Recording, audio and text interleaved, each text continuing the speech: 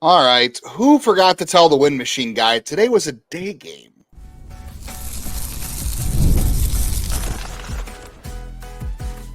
You are Locked On Guardians, your daily podcast on the Cleveland Guardians. Part of the Locked On Podcast Network, your team every day. Hello, everyone, and welcome to the show. I'm having some technical difficulties, so no, you don't get to see my face that was made for radio today, but I am still here. We want to thank PrizePicks because they brought this episode to you, the easiest and most exciting way to play daily fantasy sports. Go to prizepicks.com/LockedOnMLB and use code all lowercase LockedOnMLB for a first deposit match up to $100. Who am I? I am Jeff Ellis, one of the OG hosts here on the Locked On MLB network. Before that, I was a national prospect analyst at Scout in 24/7, as well as a draft focused writer. And after that, or before and after that, I was your fifth favorite blogger on every Cleveland sports blog I believe that has ever been created, made, or even in the future. So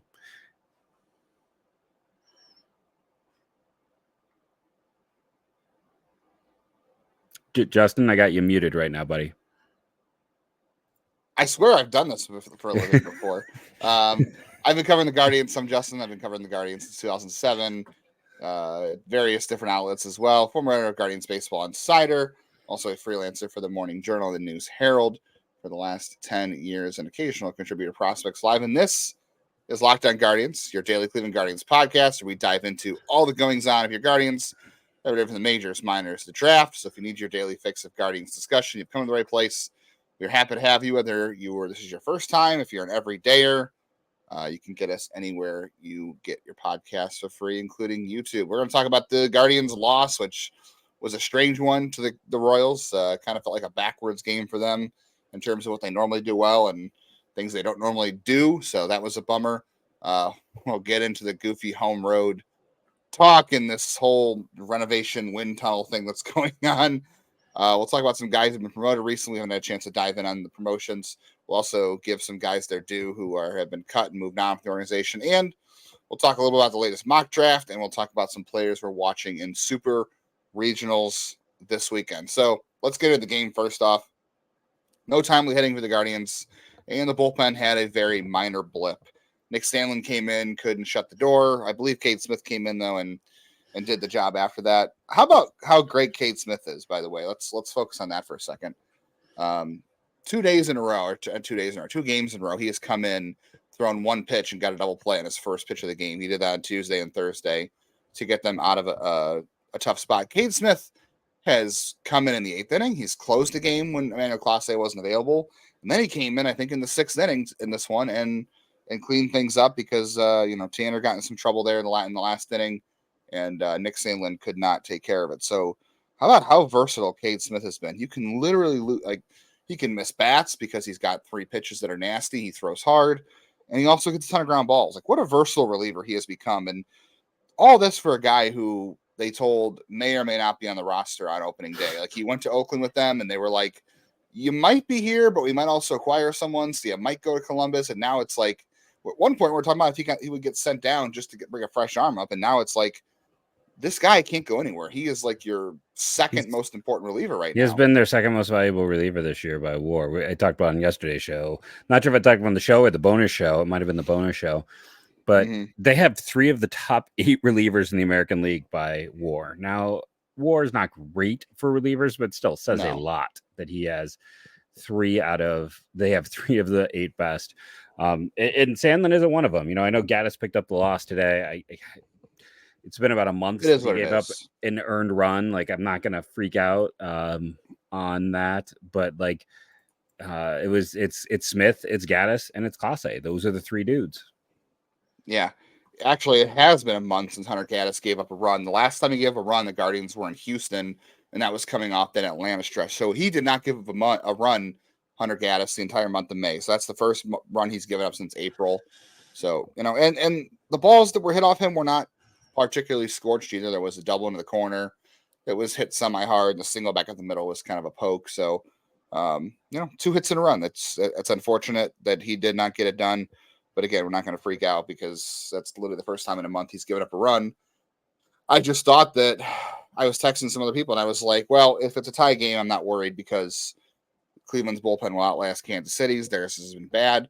But really, it came down to the fact that Cleveland couldn't get the timely hit. They had opportunities throughout almost the entire game, at least in terms of when Brady Singer was in. Again, it was almost a backwards series for Cleveland because they did most of their damage against Seth Lugo on Tuesday. I know they got the 3 winning runs off the reliever in the 8th inning, or the last inning there. That was the error. And then they got all their runs off Brady Singer. They did the right thing. They knocked Brady Singer out after 70 pitches in 3 2/3. He got in the 4th inning, and I was like, "That's great." They're in the bullpen. They've already got 3 runs. Like, this is great. And they did not get a single hit off the Royals bullpen. They worked 3 walks, and that was it. So credit to the Royals bullpen. They held it together today on Thursday afternoon. Guardians didn't come through. They had opportunities to do it. They had traffic, a lot early on versus Brady Singer. They didn't come through, and that's going to happen some days. Look, the Guardians are the best hitting team in baseball when it comes to runners in scoring position. And I know people are going to be saying like this is negative, but again, they're hitting 297, 391, 503 with runners in scoring position. They have a 321 BABIP. They have the highest WRC plus in baseball with runners in scoring position. And I'm not saying it's fluky. I'm saying it's cyclical. This is going to happen. I mean, it's just one game. So I'm not sitting here saying like, oh, here comes. They're coming. They're going to come for you, Justin. Yeah, they're going to come for monster. You. No, this is just one game. But just remember, the Guardians are one of the best hitting teams in baseball with runners in scoring position. Sometimes these things are going to even out. What's funny to me, Jeff, is that we talk all year about how their walk rate has been terrible. They don't draw a lot of walks. It's improving. They have the highest walk rate with runners on. So it's like a runner in scoring position. So it's like when runners get on, they get more selective, which makes you a better hitting team, honestly. So there is that. But this is just one of the games that didn't come through, honestly. And that's going to happen. Sometimes you're not going to get the big hit. They had opportunities. They just didn't do it. And that's just going to happen. I mean, the Royals had chances on Monday, and the bullpen shut them down. What I blame is I believe it was the first game in the World Series when they're talking about Andres having the best batting average of any hitter in baseball when there is runners in scoring position. Like since then, yeah, he's struggled to get a hit. So I'm gonna put my blame there. Like you said, I only got to watch clips of this one. It was the last day of school. There was a lot going on. It was hard to get away to watch. So, I was asking Justin and trying to get some more info. What said on paper is just that whole situation. Like, I understand trying to surprise them with Kwan, trying to bunt for a hit, but it's Stephen freaking Kwan. He is arguably your best hitter. I will still say arguably with the way he started. Jose has been utterly fantastic. But he already had 2 hits at that point. Yeah. I know. And Kwan is, if he's not 1, he's 1B. Or 2, but still very good. I want him swinging a bat. I don't want him in that situation attempting to bunt. That is really my one big complaint. Like, I understand trying to catch him unawares, but like, don't take the bat out of your best hitter's hands. Like, end of story. Like, I don't think that was a called bunt, though. That was I think that was his choice. I agree. I don't. I'm not saying that was. I agree 100%. That was his choice, but I would just talk to him like, dude, just swing. Like, that's a situation. Yeah, he'll learn that. I think he's getting. We had this with Lindor a lot. Remember? I think it's just him getting a little too cute in that situation, and instead of like just doing what he does best, I think he was like, "Oh, I'll catch him sleeping," and instead, then you get the out, and then Andres doesn't do anything, and then they're just kind of left sitting there. I will say, like, again, just as someone who that was the second inning, who peered in more box score than watching it. It did look like, after a few rough games that Manzardo was starting to find a little bit more of a some life in this one. He took some good pitch. He took some tough pitches and then had the double. Like he's been getting more comfortable, and they left him in to face a lefty. He did not do well, but Daniel Sheeman worked a walk off a lefty. That was fun to see. That left him in. Yeah. Sheeman had another base hit in this one too. Just looking at him the first couple of games, like, again, we never know how walk and strikeout stuff is going to translate to the next level. Super impressed, though, with his ability to not chase out of the zone. Like, he did take a called third strike. It was I believe, a fastball, or maybe that was Kwan. And that was kind of tough to see, but, like, he just does not come out of his zone. Like, he knows what he's looking for in each at bat. Like, he looks like he has a plan. That's why he hasn't looked overwhelmed yet. Like, he looks like a guy who knows, I'm going to hunt fastball. I'm going to hunt in this specific zone. If I don't get it, I'm not going to swing. And if I have to, I'll foul some tough pitches off if I get in that situation. That's how you succeed. You have a plan at the plate. You know what your strengths are. You know what you have to do in each count. You're aware of where you're at in the count. He seems like a smart hitter. I'm not saying he's going to be the answer at shortstop, although the versatility he showed on Thursday was also fun because he played center. He made a couple nice catches, and then he ended up going to shortstop after they made a couple of moves. So this is another nice Swiss Army knife to have. Freeman, like, he's a guy who's already used to that role, and that's not a knock on Freeman. Correct. But like, Sheeman's already been there. I know we gotta get to our second segment here in a moment. I'm going to throw this out there for you to answer after the break. We talked about this earlier and ended up being nothing with Jose, but what is your level of concern with Josh Naylor right now as he's close to falling under an 800 OPS, as he's close to falling under a 220 batting average? Why don't we come back from the break and you can do a quick thing on that before we talk about some of the ridiculousness with about the Cleveland Park home this road year. Splits. Yeah, we'll get into all that. We'll get into promotions as well, cuts, and some draft stuff before the weekend gets here. So hang on. We've all been at a point in our life where we have to consider things like life insurance. It's not something you always want to think about, but it's something you should be thinking about. I know I've gone through it before too. It gives you some peace of mind. And honestly, like, it's tough to go through. You might have a job that's high risk that might not give it to you. You might change jobs and that might not come with you. With Policygenius, you can find life insurance policies that start at just $292 per year for $1 million of coverage. And options are 100% online, some of them, and will let you avoid unnecessary medical exams, which helps you even more. And Policygenius has no incentive to recommend one insurer over another. So you can trust their guidance because they're going to go out and find the best deal that makes most sense for you. They're not beholden to any one type of insurer. So that's a big bonus for you. And if you don't trust that, trust the thousands of 5-star reviews on Google and Trustpilot from customers who did find the best fits for their needs. So if you're at a position where you need to start talking about life insurance, if you're switching jobs, if you have a high-risk job and you talk about these kind of things, get some peace of mind by finding the right life insurance with Policygenius. Head to policygenius.com or click on the link in the description to get your free life insurance quotes. See how much you could save. That's policygenius.com. Guardians partying in Miami. Hopefully they're partying a lot. You should be with the Marlins. You hope so. Yeah, go swim with the fish and fry up some fish, as it were. You can check out all the action on your SiriusXM app all weekend long. Just search Guardians. All right, so your Josh Naylor bit. What are we? I'm. It's over a month now. I'm really not that concerned. I'm not that concerned. Okay. He's swung the bat a little bit better lately. I know the results have not been there. He hit the home run on Tuesday. He looks like he's starting to come through at the plate a little bit more in terms of the swing decisions look better. He's not chasing as much. Like, he had a couple of bats in this game where they were trying to get him to chase and he didn't budge. It might take some time, but I think he'll get there. I'm not really worried at this point. I think overall he's going to be just fine. It's just one of those months, and I know it was all of May and we're a couple days into June, but it's too early to tell in the month of June. And we know he puts in the work. It's like, I think he's not had a sub 800 OPS since like the beginning of last year. So it's last April. Yeah. So it's hopefully he's going to turn around, but I bring it up and people will be like, you're being overly negative. No, like, this team is still rolling with him being a sub average hitter for a month. Like, imagine, and they were rolling in the first month with Jose being a sub average hitter. Imagine if both those two could be themselves, just how much this team will roll. And I do want to point out, even with the loss today, because that Kansas City is now 3-7 in their last 10, and Cleveland still has a 4-game lead in the division. There's still plenty of, and Kansas City has a really hard stretch coming up. This is their hard part. So there's a chance for Cleveland to really put some space out there. And for the record, Josh Naylor still had a .454 slugging percentage at a 100 WRC plus in the month of May. So the average wasn't there. He was taking his walks. He had a 10% walk rate, a 726 OPS that month. Not great, but I've seen that's not as bad as it could be.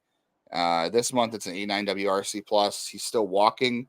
Strikeouts are up a little bit. He's hit for a little bit of power. So, like, he has not hit rock bottom. If he was getting to the point where he was getting, like, 50 or 70 WRC plus, I think I'd be concerned. But I know the average has not been fantastic, but the power's there, the walks are there.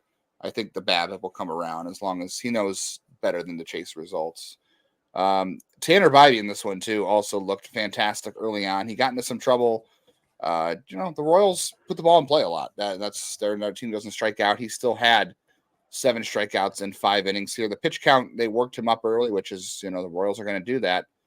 I think Bybee is like so close to being on a run here where he is going to be a guy who can put together a 4, 5, 6 start stretch of dominance and just really claim that ace role for this team they really need. Like, I think he is just super close. Like, his fastball has been getting better the last couple of weeks. With the velocity wise, he's getting a little more spin on it. It's getting some more carry in the top of the zone. It's getting more swings and misses than it did last year at this point. He now has a slurve, so he's got something in between the curve and the slider that makes teams have to acknowledge one more pitch. The changeup is still a really good pitch for him. He only walked 1. I think the last thing is he's just got to be a little more efficient. And I think that'll come too. But I think he is just that one click away from being a guy who can go on like a Kluber-like run where he can go out and just dominate for 5, 6 starts in a row and really shut down any lineup for 7 innings a night. I don't know if he's going to get there. I got to be honest. I love Tanner, but like his FIP that third time through the order has been, his walk rate is more than doubling compared to the time before that. It's just so if you look at his FIP first time through the order, it's sterling. Second time through the order, it's weirdly high because his home run rate jumps. And then the third time the FIP isn't bad, but he's all of a sudden walking guys at a much higher rate, and the K rate is about even. So, I think he's not necessarily a 5 and fly, and I'm not going to state that that's what he is, but I do think like once you get that second time through the order, just you need to be aware so you don't enter that situation where you get 2 base runners on. I think until he really shows that he's got those pitches to effectively use them to keep him off balance, right now that third time through the order has been a pretty big bugaboo for him. So, I think he can get there. I just consistency a little more with it. Yeah, I mean the third time through the order for anybody is always difficult. That's why that's the numbers. That's the separator between an ace and everyone else. Like that's it is. I'd like to see what those numbers are month by month, because every starter on this team essentially had a terrible April. Tanner only had a 381 FIP in April, but everybody out of the gate was a little bit slow in the month of April, and his month of May was much better. Just looking at how hitters had success against him. The average was down, the OBP was down, slugging was down, the walk rate was down in the month of May compared to April. So I would be curious to see like what the times through the order looked like in the month of May versus what it did in April, because I wonder if that could also affect it. But if you're getting to the third time through the order, either you're getting beat up early or you're getting deep into the game. So like I said, I'd like to kind of see how those numbers have shifted over a month time, because he is introducing a new pitch now, like I said, and you go look at the game logs too. I mean, he has not walked that many guys the last couple of starts. Like he's only had his FIP at the start of the year was under 4, and his K rate was actually better in March and April than it is now. His walk rate is better, but he was actually missing 1 more bat per 9, and I'm okay with that. He strikes out enough guys. I'm not like he struck out 7 I'm just saying his FIP data has been solid. He's a strikeout inning a guy. This is not me the last 3 starts to bump him down. It's like he is their best pitcher. He is their ace. I think he can get to a 1, but to get to that 1, that's the separator. That's what they got to see, is more the ability to get that third time through consistency. And I mean, I think efficiency to get there is what it is. Yes, and I think we could see it happen eventually. Holy moly, what is going on with this? Sorry, my computer is having some issues. I haven't had ad blocker not on when I go to Baseball Reference. That site might have more ads than any site I've ever been to. That is my random annoyance here. But so we got to talk about the home road splits that we haven't gotten to yet as well. We also got some promotions and cuts from the roster, and we'll talk about the draft and some mocks. There's a mock draft that came out on Thursday night that we'll also react to here before the end of today's show.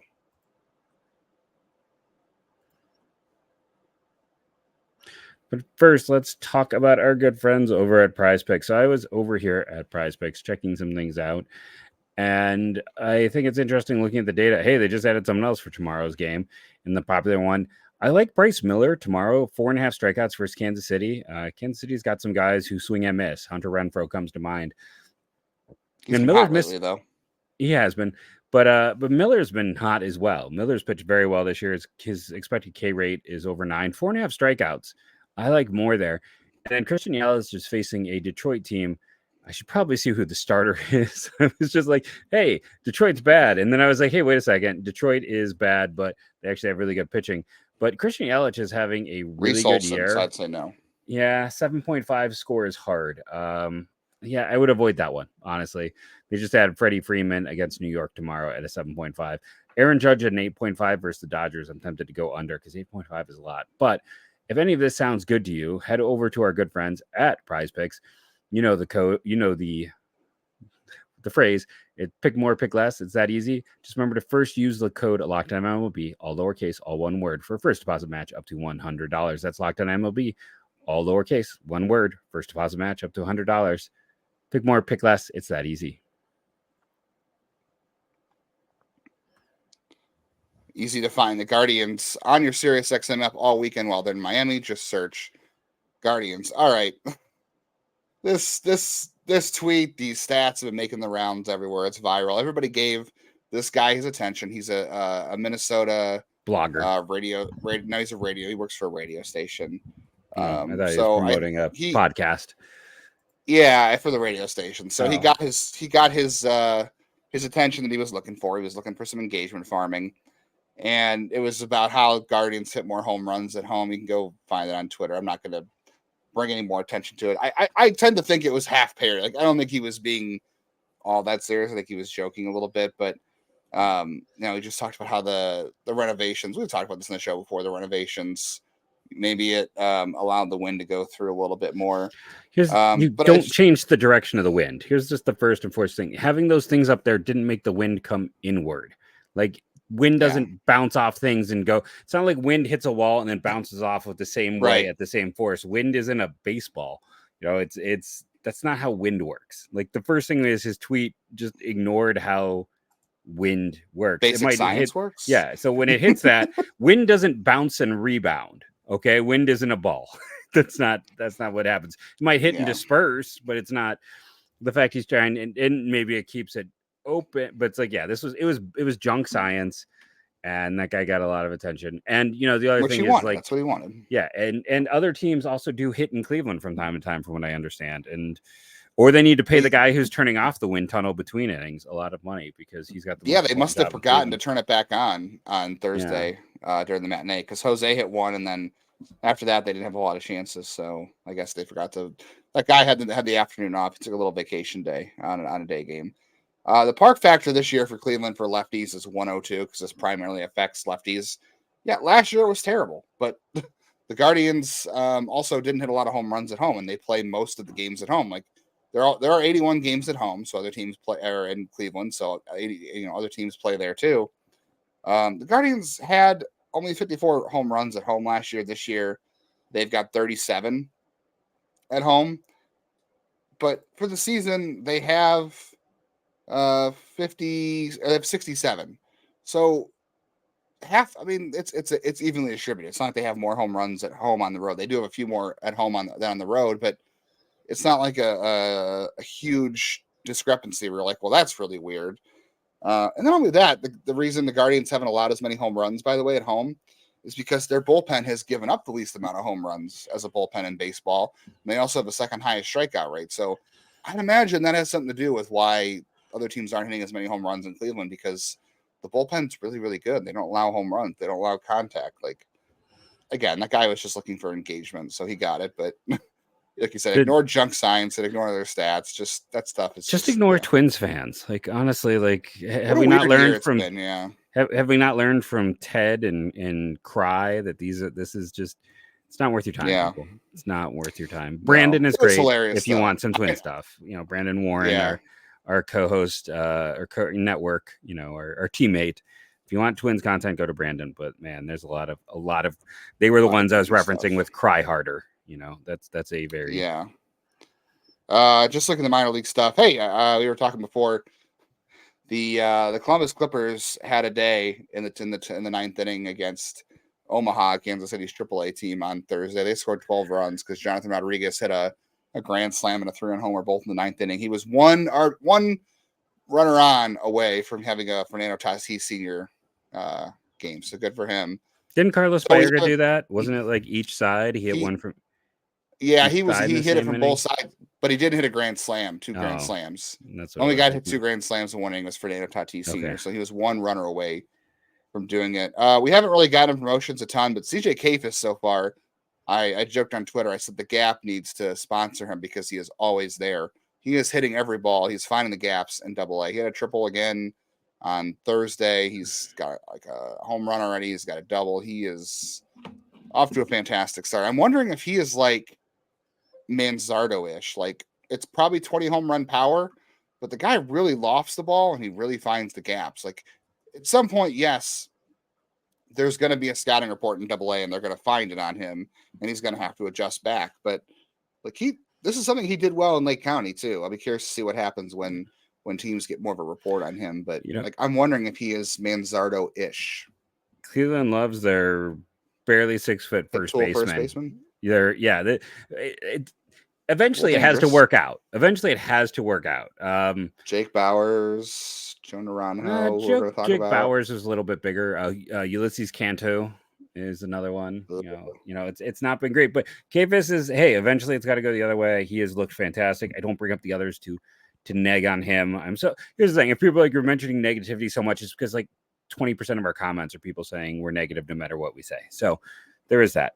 But in this case, when we're talking about Kafis, he has been fantastic. Like, he has just been, he's done everything. And you're hoping it is like Manzardo, who was a second round pick who teams doubted because he wasn't the biggest guy. So, and was hit over power. Yeah, as a first baseman. So Nate Furman's in Akron too. He is not off to as hot a start, but I was intrigued by the power he's added. I mean, he might be, I think you're looking at a Stephen Kwan type player, maybe a little bit lighter than that. I think Kwan's got better plate discipline. I don't know if I want to put Kwan on anyone right now. He's kind of unicorn. Yeah, it's again, comparing guys to unicorns is just really bad. Angel Hanau is at Lake County. I'm excited to get a look at him in person. Has played a heck of a shortstop this year and has swung the bat really well. He takes some heavy hacks. Like he's added some pop this year. He's hitting for more power. He's swinging harder. I think the whole organization. You know what's funny about that? I was thinking about this the other day, and we want to mention the guys who are moving on from the organization recently. But we always reference the Orlando Cabrera advice to Asdrubal Cabrera, and all of a sudden he became like a 25 home run guy. And then Juan Uribe kind of did with Jose Ramirez. Yeah. That's essentially what the Guardians are doing as an organization this year. Like, that's what they're doing at the major league level. They've said it to Kwan. They've said it to everybody. They've said it to Nate Furman. Like, they basically just took that advice and they're like, well, why don't we have everybody do that? Like, just pick a pitch to drive. And if it doesn't work out and you miss, come back and do it again. Like, it's essentially what the approach has been. No, 100%. Yeah. It's and it's good. Janau needed it. Here's the thing too. We talked about the lack of depth in the system. Like, you add in the high picks they're going to have this year and you add in what Kafis and Janau are doing, and all of a sudden that system looks a lot better. Like, it is funny how much it can turn around. But yeah, he got a promotion. We've been begging for filler to move, bring guys up no matter what. So you can move up guys like Austin Peterson, Parker Messick, Denholm. They did that. And his name I'm going to butcher, so I might as well say it because I butcher all names, is Datira Yaswar Para. And he's a 24-year-old, will be 24 in a few weeks, who was with Texas's system until this past year out in the DSL, and came over to Cleveland. Cleveland's also something they liked, added him after he had been cut by Texas, and another, giving him the chance to move up, and backfill is needed. So the Guardians said goodbye to Joe Naranjo this week. He was a former, was it a third round pick? He was a high pick. He was a third round pick. Yeah. California kid. Could really pick it at first base. He was a hit over power first baseman, but again, that profile is very difficult to work out. I mean, and they gave him a decent chunk of change too. He was They did. Yeah. He just never really grew into that power. Never really, Ninth highest bonus in his round. Baseball. Yeah. Josh Wolf, we haven't really mentioned. He's gone. He's out with the Giants now. It sounds like there might have been a chance he might have asked for his release. I think he kind of knew things were not going well here.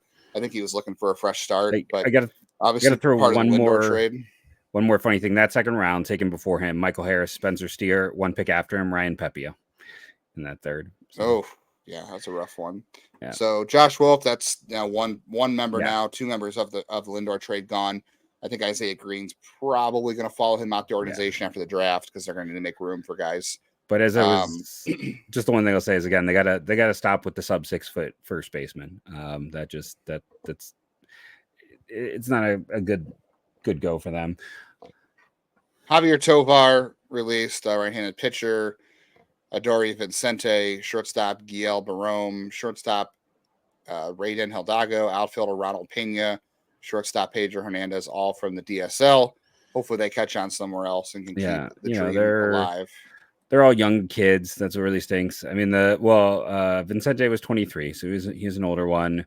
So it's probably it's weird to say that, but Barome is only 19, and Hidalgo, I believe, was 20. And I think so was Javier Toro. Toro is 22, and they got to clear spots. Like that's just the way this works with the draft upcoming. A lot of this is kind of pre-cutting for when they add more players to the system. Hard calls have to be made, and it's want to give those guys a shot. Want to give them not a light in the sun. They want to give them some sunlight though. Want to shine a light since they're not here, and this could be the end of the line, and that's awful. But always they've been fantastic. Yeah, Chase DeLauder remains out. I don't even know if he's in Portland. I guess we'll see if he plays at all, but he remains out. Regionals this weekend, some guys you can watch. Obviously, Travis Bazzana with Oregon State, Ryan Walshman, that would be a pipe dream. I like Dylan Drayling and Blake Burke from Tennessee. There's also I like Christian Moore there. Moore, yeah. Florida State, I mean, we know Tim. And Billy Amick is going to go. I mean, basically Tennessee and Kavanis Tears as well. So, like, you want bang for your buck. Tennessee is loaded, that lineup. And they're going to play Evansville, so they should probably crush them, but we'll see. Georgia and NC State. For Georgia, obviously, there's Charlie Conner, but there's also Corey Collins. And Colby Branch. And Colby Branch is interesting. Virginia, there's Griffo Farrell for Kansas State. And Ethan Anderson. Ethan Anderson's a good one, too. Yeah, for Virginia. Clemson, I like Tristan Smith a little bit. Just kind of a developmental arm. Florida, I mean, obviously you have Jack Caglione. I don't think anybody else Colby there. Shelton's got a chance to be a day 2 pick. Yeah. North Carolina, I like their second baseman, or that's the second baseman, Petrie at Kentucky. But North Carolina's also got another infielder I really like there, so I think you can watch him. Obviously, Weatherholt in West Virginia, Prager and in Texas Hussey A&M, at West Virginia too. Like the Aiden Major there as well. Aiden May in Oregon State, as well as Jacob Kamatz. So a bunch of dudes you can watch this weekend. We didn't get to react to the mock draft today. We'll get to that on Monday's episode. Thank you all for your support this week, especially with the live shows on Thursday. That was a lot of fun.